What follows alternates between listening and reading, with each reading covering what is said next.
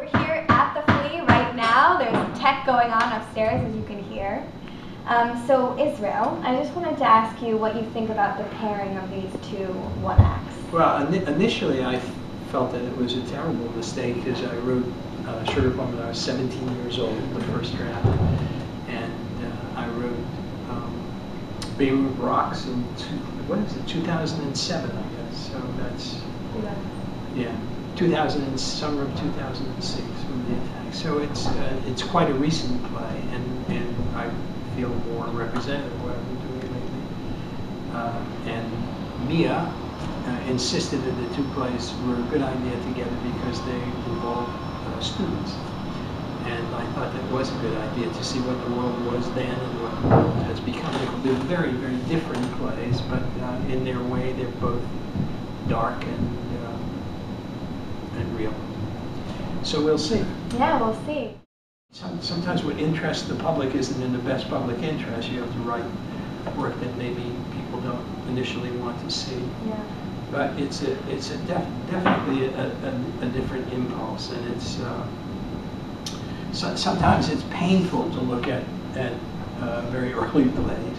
I remember Beckett once saying to me that he saw something that he had written when he was very young, and he noticed that perspiration was seeping through his trousers. His knees were soaking wet. He was so upset by it. When was the last time that you saw a production of Sugar Plum? Well, I was trying to think of that earlier. I think the last time was in Greece or in another language, but I can't really remember. I mean, we don't run to see plays that we write when we're 17 years old. So I was. I'm pleased to see it again. Yeah.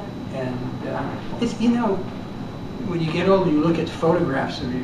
You have a photograph taken of yourself when you're 20, and when you're 20, you look at the photograph and you just think, I don't look very good. And then when you're 60, you look at the photograph of yourself at 20, and you say, I was really cute. I always thought just girls felt that way. I was like, I didn't know I was skinny. There's a 15-year-old girl lurking inside of every man. Let's talk a little bit about Beirut Rocks. It's actually a very controversial piece. There was someone we asked recently to help us out with a music piece for it, and he read the play and he actually didn't want to be involved. Well, it ends with the play is a play about four Americans, you well know, about four American students who are trapped in Beirut on the day Israel attacks Beirut, and I hope takes a really balanced view of what went on. My son Oliver and I were watching the British Open summer 2006 when Tiger Woods was going back and forth with a competitor, you know, taking the lead and losing the lead, and sort of attacking, and the phone rang, and it was Ollie's roommate Jake, his mother.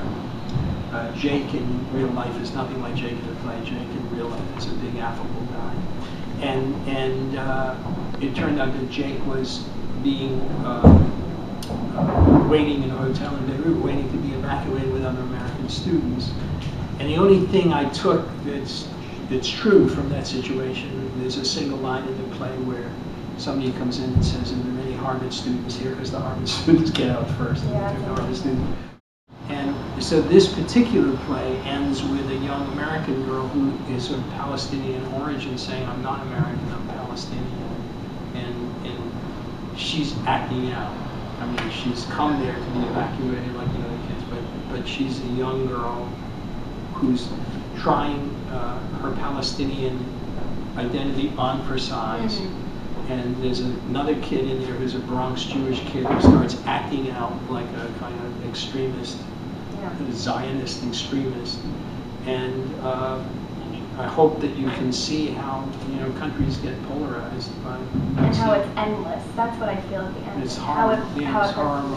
I wrote, people have been really offended by the play, and then people have been, I mean, it's been cheered, and that's good. And when a play is provocative, I think it's fair. And I wrote a counterpiece to it a couple of years ago called "What Strong Fences Make," because Carol Churchill in England wrote a play that I thought, called Seven Jewish Children, and I thought was just patently anti Slick, where she confused. I think you can say anything you want about any government. If I wanted to criticize Berlusconi's government in Italy, I'd just do that, but it would be stupid of me to say those Catholics, because it's a Catholic country. And she talked about the Jews confusing them with the Israelis on age war. You know, even just now talking to you, because I have been thinking about the thread between the two plays for this evening of theater, and it's also identity. I mean, when you're talking about Nasa's character taking on her Palestinian roots, we were talking about Sugar Plum, these two college students who were like, who am I? How am I going to leave my mark on the world? And it brings us back to me saying, you know, at that age, it's just me, look at me, just desperately trying to establish an identity for myself. And I can remember when my first play opened, it was in Boston, and nobody said it was a good play, but everybody said it was a play, and I thought, wow, I've read the play, I'm a playwright. and I just embraced that identity. Here we are, 2012. Great. Thank you.